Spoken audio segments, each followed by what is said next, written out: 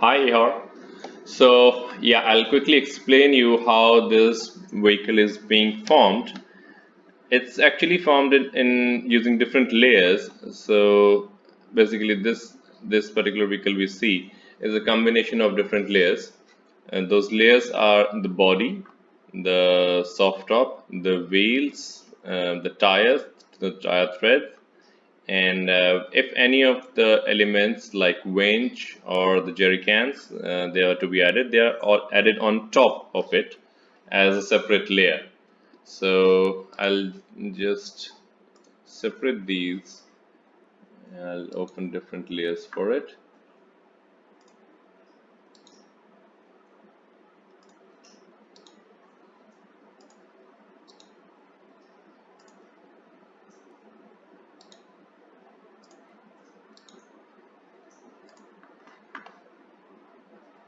And why don't I see the body? Okay, body is here. Okay, so this is the base body that we have, and this is the grill that is added on top of it, and the tires. This is some kind of light, the soft top, the fog lights, the bumperettes, and the wheels. Okay, so these layers, I mean, if we just simply place them on top of each other, they would form the vehicle. That's how it's being formed here. So this is how we expect the renders to be. So I'll quickly go through the document. So I've already shared this document with you, and there are few things I thought might need clarity. So I'll just go through all of the steps one by one. So these are the suggested technical specs, and these are merely suggestions to get our image right. You can obviously play around with these. So the end result is something like this. This is what we want, and in terms of colors, in terms of the angle, and most of it, yeah, like that only. In terms of camera height, so I'll go through these things one by one. So no depth of field, we don't want any blurring happening.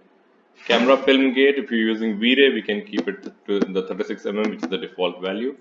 For focal length, minimalistic distortion would be preferred, so that's why 25 to 35 mm, something like that.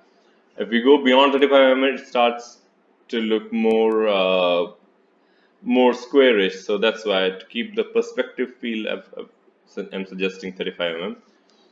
It's going to be a sunlit scene, an exterior scene, probably with little clouds. So that's why the temperature I'm suggesting around 4500 to 5500 K. You can experiment with these parameters. And all the backgrounds, obviously, as you suggested, we can do it on a transparent background with the shadows so that we can place it in any other exterior background. And if you're going with V-Ray, I would prefer IRLC, a Radiance Light Cache, so that there's least amount of noise. If required, we can put the film grain later on in the Photoshop, but I don't think we'll be going for that though. So least amount of noise, yeah. And if you're comfortable with an HDRI based rendering, it would be nice to use an HDRI which is having some mountains in there, some cloudy sky in there, mostly bluish, whitish sky, so that those beautiful shadows can be seen in the reflections. Okay, so I'm planning that renders can be kept at 2500 by 2500. For we're targeting at least HD resolution. So and obviously it's web, so definitely some resizing is going to happen. But with the 2500 margin, I believe it would be enough space for all the models to be covered in the similar setting, basically with the same camera angle, same height. Okay, coming to the views, this would be the front view, the rear and the side view, and the rear and the left view. I think Austin can confirm if the views are all good. And yes, obviously, this is a different photograph from this one. because I didn't have this angle for these renders. Okay, so that's why same settings of the camera, same height, would yield a result similar like this in this angle. And coming to the variation, so uh, I'll quickly show. I'm sure you've already seen this one. So in this, we have different body types. So whenever a body type is changed, vehicle loads a different rendering, and whenever a color is changed, again a different render is loaded. So olive or heat gray in this one is a different render from short wheelbase. So this would mean that for every color we would require the number of renders which are according to the wheelbase. So that's why for every there will be some renders which would be required from all the angles, and some renders like winch and all these smaller equipments, they would not be required in all the angles.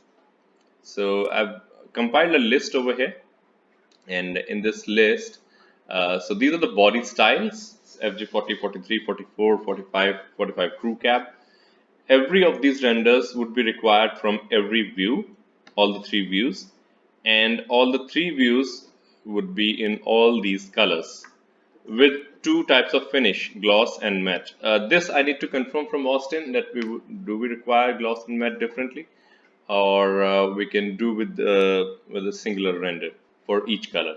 So coming to the package, we would have soft top, hard top, and again this would be for all the types, all the renders. Hard top would be already there. The soft top would merely be a layer on top of it. For the rear tailgate, bifold and drop down. So both would come in the rear view and all the color options. For wheels, we have 5 different options, and this would come in all the views for all body types. No color options here. Same goes for tires, all the views and all the body types, no color options. Grill bezel, classic round, updated square, two types, and only for the front view, and possibly same for all the models. And the color options, black and white, or something else that I think Austin would need to confirm here. In case of lights, I'm not sure exactly how classic halogen and updated LED would differ in the renders from the external view of it. And definitely the fog lights would need to be added. So this would only be the front view, and I'm pretty sure that this would be the same for all the vehicles. Uh, Mirrors, I think only the exterior mirrors would be required for all angles and all the body types. Winch jack front view only, and possibly same for all the models. Jerry cans only for the rear views with all the color options and all the body types. There would be some other options, I believe, that would be added on top, but as of now, I know about all these ones only. So, yes, that sums it all.